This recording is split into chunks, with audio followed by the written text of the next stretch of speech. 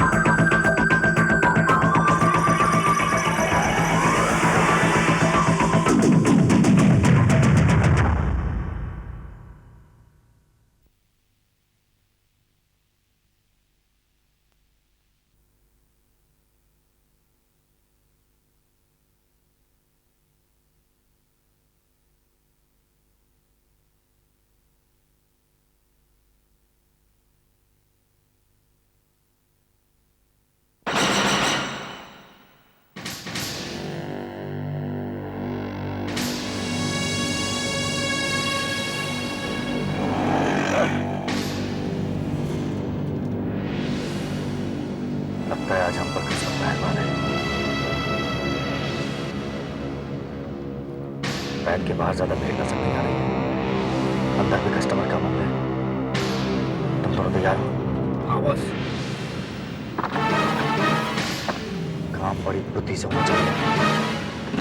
आंधी की तरह अंदर जाओ और पैसे लेकर तूफान की तरह वापस आ जाओ। क्या समझे? आप भी फिक्र करो। मुझे कोई लफड़ा नहीं चाहिए, कोई खून खराबा नहीं। और राज खास करके तो अपनी उंगली पर काबू रखना। गोली हरगिज नहीं चलनी चाहिए। अरे आशुतोष, एक बात तो बता, क्या? वो सीरियल प्रोड्यूसर ने तेरा स्टोरी आइडिया सुना कि नहीं सुना? अरे यार, एक बार सुनाया था उसको, उसके बाद उसने बैंक में आना ही बंद कर दिया। अरे तू बेफिक्र रह यार, तेरे जैसा राइटर बहुत दिनों तक छुपा नहीं रह सकता। देखना एक दिन तेरे को ब्रेक जरूर मिलेगा और उसके बाद फिर तू। अरे फिर तो मैं फिल्म इंडस्ट्री में धूम मचा दूंगा। 5-6 फिल्में सेट पे होंगी, 8-10 सीरियल टीवी पे एक साथ चलेंगे और फिर पैसा ही पैसा। इस राइटर की तरफ पिछले महीने इसने 43,000 रुपया जमा करा है। 6 सीरियल लिख रहा है साथ। अरे ये तो कुछ भी नहीं, तू तो इससे भी आगे जाएगा क्योंकि कहानी सुनाने में तू उस्ताद है।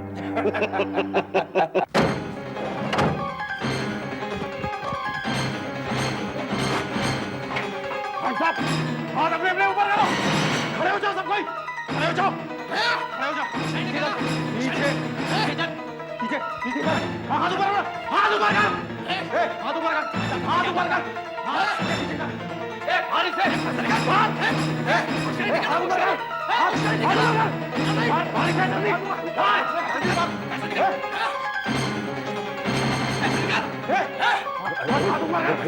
हाथ बिल्कुल चालाकी में रहना।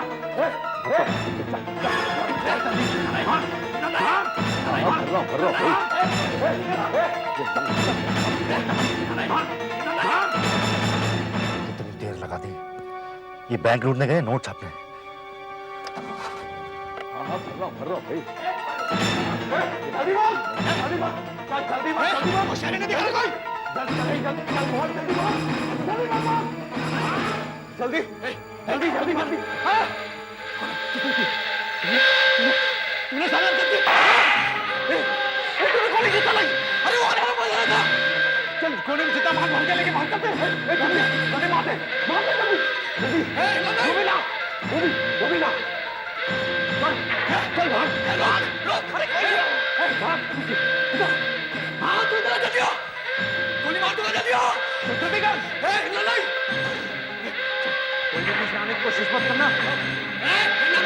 गोली मार दूंगा।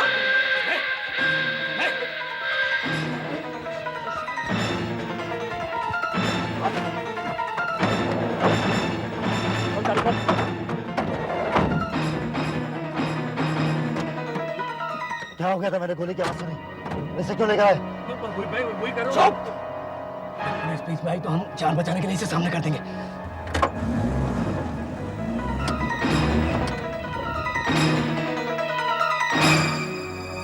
आज दोपहर जे&के बैंक की एमजी रोड ब्रांच में दिन दहाड़े डाका पड़ा। लुटेरे 45 लाख रुपए लूटकर एक सफेद गाड़ी में फरार हो गए। जाते जाते वो बैंक के कैशियर को भी अपने साथ ले गए। पुलिस ने सभी रेलवे स्टेशन, बस अड्डे, हाईवे और सड़कों पर जबरदस्त नाकाबंदी कर दी है। लुटेरों ने अपने चेहरे ढके हुए थे। उन्होंने एक बैंक तो साला लफड़ा हो गया। अब क्या करेंगे? मैंने तुझे मना किया था ना क्या खून खराबा मत करना। अब भुगत अंजाम। चारों तरफ पुलिस ही पुलिस है, निकलने का कोई रास्ता नहीं है। बॉस, पहले इस गाड़ी को ठिकाने लगाते हैं, फिर कोई छुपने की नई जगह तलाश करेंगे। हाँ ये ठीक रहेगा। अगर हम 4-5 दिन छुपकर बैठ जाएं तो पुलिस भी ठंडी बैठ जाएगी। फिर हम मौका देखते ही दूसरे शहर निकल लेंगे। बॉस, मैंने सुना है यहाँ पास में एक सुनसान हवेली है, वहीं चलते हैं। हाँ यही ठीक रहेगा।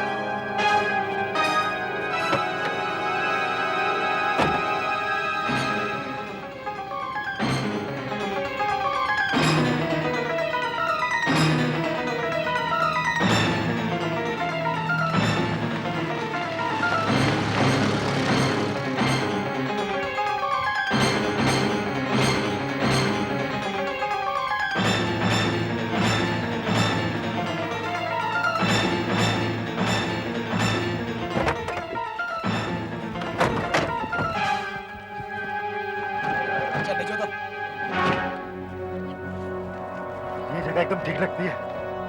बॉस, जगह तो ठीक है, लेकिन अंदर कोई हुआ तो? अरे बोर्ड नहीं दिखाई दे रहा, लगता है काफी दिनों से खाली पड़ी है। छुपने के लिए एकदम सही जगह है। नहीं, मैं यहाँ नहीं रहूंगा। क्यों? क्या खराबी है इस जगह में? शायद आप लोग इस शहर में नए हैं, इसलिए इस हवेली के बारे में जानते नहीं। ये लेक्टर हाउस है। तो क्या हुआ? ये हवेली लेक्टर नाम के एक अंग्रेज जज की है, जो यहाँ पे आज से 100 साल पहले रहता था, और लोग उसे हैंगिंग जज के नाम से पुकारते थे। हैंगिंग जज? हाँ, उसकी आत्मा आज भी यहाँ पे गई है, इसलिए यहाँ कोई नहीं रहता। बॉस, इसकी बातों में मत आना। ये हमें बेवकूफ बना रहा है बातें बनाकर, ताकि हम यहीं खड़े रहें और पकड़े जाएं। अरे मेरा विश्वास करो भाई, तुम लोग। गोली मार दूंगा। नहीं राज, हो सकता है ये आदमी सच कह रहा है। जबरदस्ती खतरा मोल लेने से कोई फायदा नहीं है। हम कोई और नई जगह ढूंढ लेते हैं। हमारे पास वक्त नहीं है, यहीं रहते हैं, जो होगा देखा जाएगा। ये देखो, इस कब्र को देखकर लगता है कि इस आदमी की बातों में कुछ सच्चाई है। इसे पढ़ो। यहाँ मुजरिमों के दुश्मन माननीय जज लेक्टर विश्राम कर रहे हैं। लोग उसे हैंगिंग जज के नाम से जानते थे। इसका मतलब ये आदमी सच कह रहा है। मैं तो अभी कह रहा हूँ, यहाँ से भाग लो, ये भूतिया हवेली है।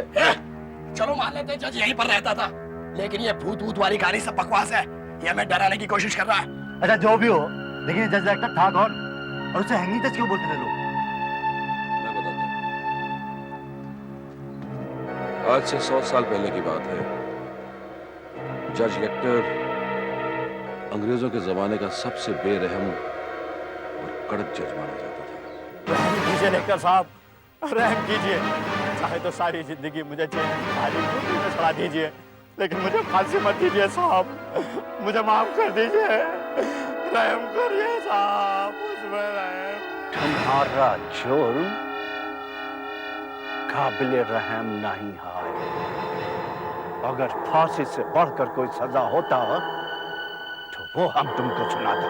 मुझ पर रहम कीजिए साहब, मुझ पर रहम कीजिए लेक्टर साहब, मुझे माफ कर दीजिए लेक्टर साहब, मुझे माफ कर दीजिए लेक्टर साहब। Hang him till death.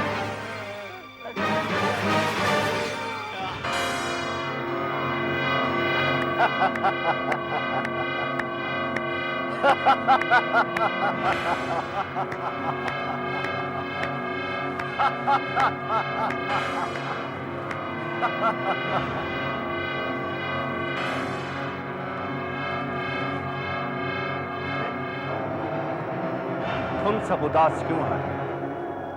हंसो, ताली बजाओ। एक और मुजरिम को उसके जुर्म का सजा मिल गया है।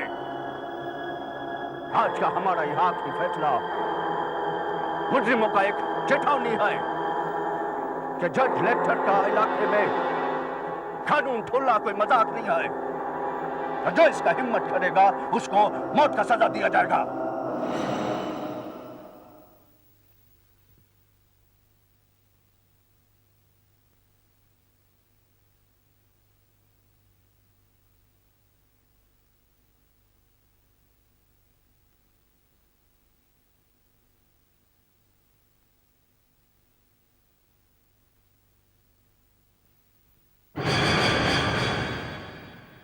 सर, ये सुनकर बहुत दुख हुआ कि आज आप रिटायर हो रहे हैं। हाँ, मुजरिमों में खुशी की लहर जरूर दौड़ गई है। मुजरिम तो खुश होगा, क्योंकि हम अकेला ऐसा जज है जो 48 लोगों को फांसी का सजा सुनाया है, और वो 48 का 48 सजा का हकदार था। क्या आपको किसी पर रहम नहीं आया सर? नहीं, हमको मुजरिमों से सख्त नफरत है। सर, ऐसा भी तो हो सकता था कि अगर आप मुजरिम को माफ कर देते, वो सुधर जाता और अपनी जिंदगी वो... तुम्हारा सोचना गलत है। एक बार जो आदमी ऐसा संगीन जुर्म करता है, उसका कोई गारंटी नहीं कि वो दोबारा नहीं करेगा। इसलिए हम कोई चांस नहीं छोड़ता है। खैर, आप रिटायर हो रहे हैं सर। मैं आपको यादगार के लिए एक तोहफा देना चाहता हूँ। तोहफा? तुम हमको जो देना चाहता है, हम जो मांगेगा तुम हमको देगा? मुझे खुशी होगी, आप मांग कर तो देखिए। तो फिर तुम हमको वो फांसी के फंदे का रस्सी दे दो, जिससे हम 48 लोगों को फांसी पर लटकाया है। उसका आप क्या करेंगे सर? ये रस्सी हमारा जिंदगी का यादगार है, उन कामों का यादगार है जो हम पिछले 30 सालों में किया है। देखो, हम इस रस्सी का कितना अच्छा यूज किया है। सर, मैं कुछ समझा नहीं। हमको मिलने के वास्ते अभी भी बहुत लोग आता है, कानूनी सजा मांगने को आता है। ये रस्सी बेल बजाने का काम आएगा, और जो हमको मिलने को आएगा वो इधर सोफे पे बैठकर रस्सी को खींचेगा और अंदर बेल बजेगा, और उसका आवाज सुनकर वो उसको मिलने को आएगा। अब बताओ, हमारा इंतजाम कैसा लगा?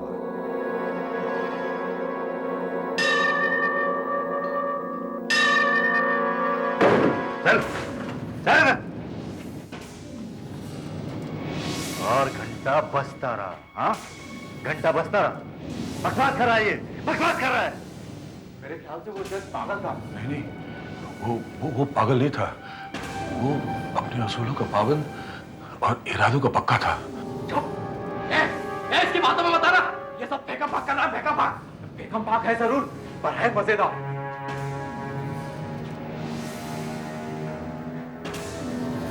उसके बाद क्या हुआ?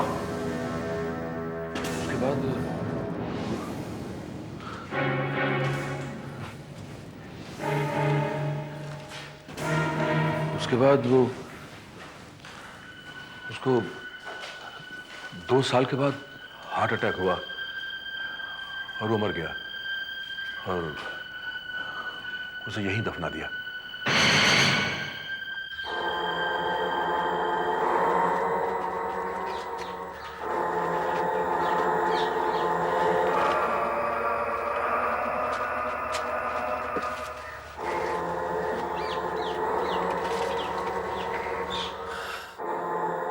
सर, उस रस्सी का क्या करना है जो ड्राइंग रूम में लटक रही है?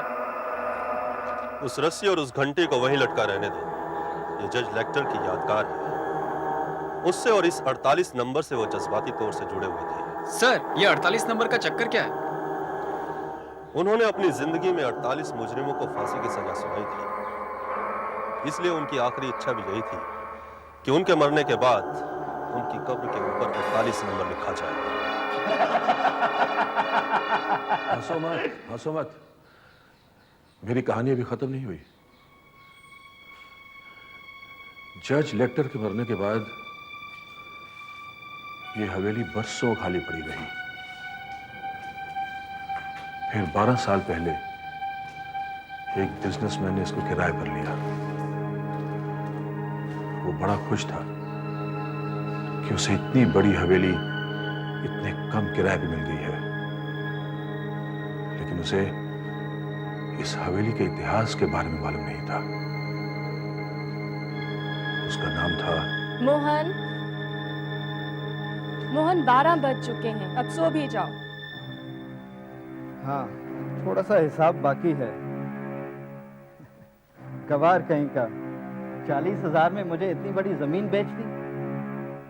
कसम मालिक की, ऐसे 2-4 और बेवकूफ मिल जाएं तो मेरे सारे प्लान्स पूरे हो जाएं। ये चीटिंग है मोहन। ऐसे धोखे से किसी गरीब की जमीन हथियाना अच्छी बात नहीं है। तुम जाओ, सो जाओ, जाओ यहाँ से। 5 लाख, एक झटके में 5 लाख का मुनाफा हो गया। कसम मालिक की, अगर साथ वाली जमीन वाले को बेवकूफ बनाकर ऊपर साइन करा लूं तो वहां कॉलोनी बनाने से मुझे कोई नहीं रोक सकता, कोई नहीं रोक सकता। तो पुराने घरों में यही तकलीफ है, इतनी हवा आती है।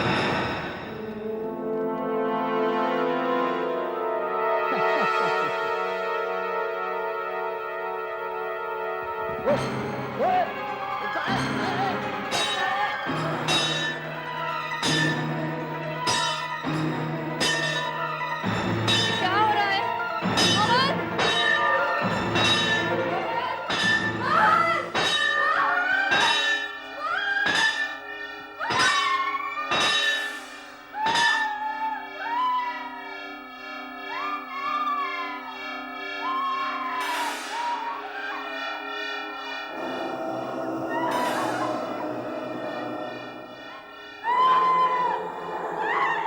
ठीक यहाँ इसी जगह पर मैंने अपनी आंखों से मोहन के शरीर को लटकते हुए देखा था, इसी रस्सी से। लगता है जस तेरा रिश्तेदार था, इसीलिए तू पूरी कहानी जानता है। जब मोहन मरा था तो उसी ने बुलाकर तुझे उसका लटकता हुआ शरीर दिखाया था। तुझे सुबह से कोई मिला नहीं गया? नहीं नहीं, जज की कहानी मैंने अपनी दादी से सुनी थी और मोहन का लटकता हुआ शरीर मैंने अपनी आंखों से देखा था। कहानी अच्छी बनाता है, तुझे तो फिल्मों में होना चाहिए, बहुत माल कमाएगा। देखो, अगर तुम्हें मेरी बात पे विश्वास नहीं है तो एक रात यहां गुजार लो, और या फिर इस रस्सी को खींच लो। रस्सी खींचने से क्या होगा? रस्सी खींचने से बेल बजेगी, और बेल बजेगी तो जज लेक्टर तुम लोगों को मिलने आएगा, और फिर क्या? और फिर तुम तीनों की मौत होगी, क्योंकि जज लेक्टर मुजरिमों का कट्टर दुश्मन था। लगता है जब तक तेरी खोपड़ी में सुराख नहीं करूंगा तेरा मुंह बंद नहीं होगा। नहीं, अभी हमें इसकी जरूरत है। हमें इसकी बात मानकर ये जगह फौरन छोड़ देनी चाहिए। अरे कोई और जगह इतनी सुरक्षित भी तो नहीं है, हमें 3-4 दिन यहीं काटने पड़ेंगे, और तब तक पुलिस भी हाथ पांव मारकर बैठ जाएगी। हम फिर माल का बंटवारा भी कर लेंगे। और फिर अगर मेरा कोई काम नहीं है तो मुझे जाने दीजिए।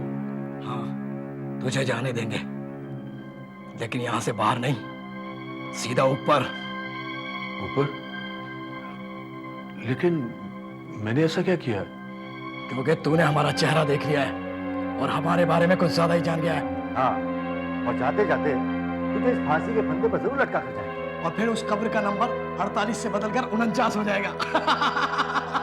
राज, 3-4 दिन तक इसकी निगरानी करनी पड़ेगी। इससे अच्छा है कि इसे बांध कर वहां कोने में डाल देते हैं। ये ठीक रहेगा बॉस, मैं भी रस्सी निकालता हूँ। नहीं राज, राज ये रस्सी मत खींचो। राज, क्यों? राज, राज मेरे दोस्त, मेरी बात मानो, ये रस्सी मत खींचो। अरे इसी से बांध देते हैं। राज, राज मेरी बात मानो। राज,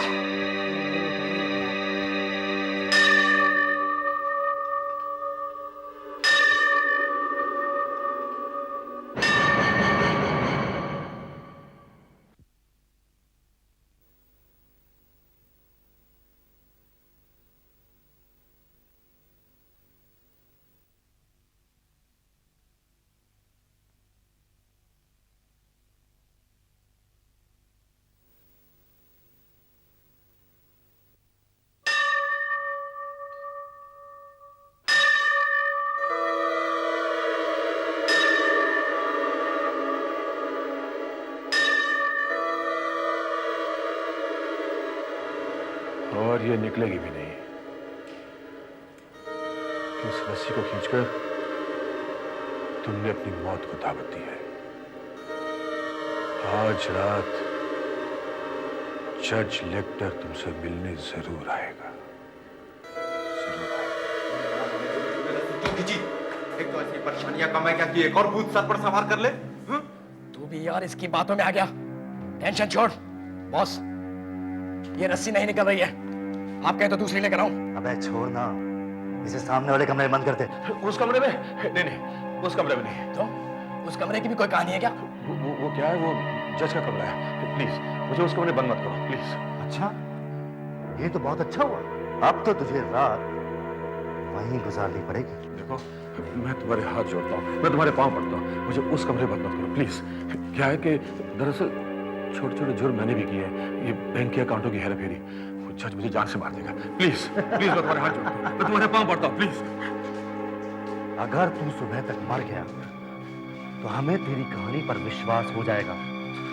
ये हवेली सचमुच भूतिया हवेली। नहीं, इस कमरे में नहीं। और फिर हम सुबह यहाँ से चले जाएंगे। चल अंदर, इस कमरे में नहीं, प्लीज। चल अंदर चल। अरे मुझे यहाँ से बाहर निकालो। अरे प्लीज, अरे देखो मैं आपके हाथ जोड़ता हूँ, प्लीज मुझे यहाँ से बाहर निकालो। अरे ये जज मुझे मार देगा प्लीज। हेलो, अरे सुनो, अरे सुनो, अरे मुझे यहाँ से बाहर निकालो प्लीज।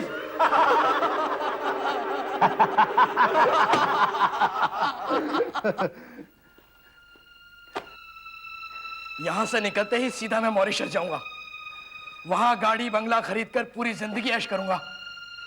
मुंबई में 15 लाख का फ्लैट नहीं आता और तू मॉरिशस जाके गाड़ी और बंगला खरीदने की बात कर रहा है? अबे इसके लिए 2-3 बैंक और लूटने पड़ेंगे।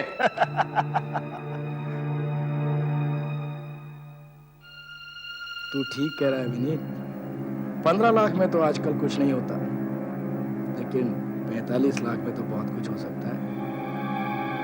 मैं बेवकूफ नहीं हूं जो इसमें से किसी को भी हिस्सा लेने दूंगा। अरे मेहनत करूं मैं और मलाई खाओ तुम लोग, ये कहाँ का इंसाफ है? तुम दोनों का बंदोबस्त करना ही पड़ेगा। बेवकूफ कहीं का, इसको तो सिर्फ गोली चलाना आता है और बॉस सिर्फ हुक्म चलाना जानता है। प्लानिंग में दिमाग तो मेरा चलता है, फिर इनका हिस्सा कैसे बना? यहाँ से बाहर जाने से पहले इन दोनों का सफाया करना पड़ेगा।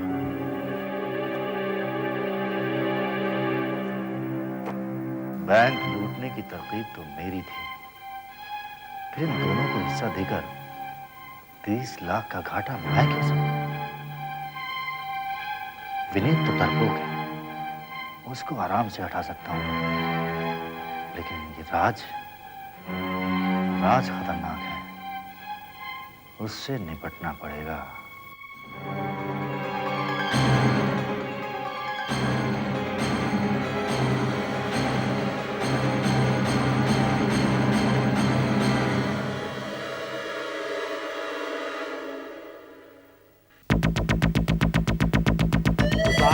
पुलिस से बचने के लिए तीनों चोर लेक्चर हाउस में आकर छुप गए। यह भी साबित हो गया कि 100 साल पहले लेक्टर नाम का कोई अंग्रेज जज था। लेकिन क्या आशुतोष की इस बात में दम है कि जज लेक्टर का भूत हवेली में भटक रहा है, या फिर उसने ये कहानी सिर्फ चोरों को डराने के लिए गढ़ी है? खुद आशुतोष का क्या होता है? क्या चोर उसे मार डालते हैं या वो बचकर भागने में कामयाब हो जाता है? इन सब सवालों का जवाब है आहट का अगले हफ्ते का एपिसोड फंदा।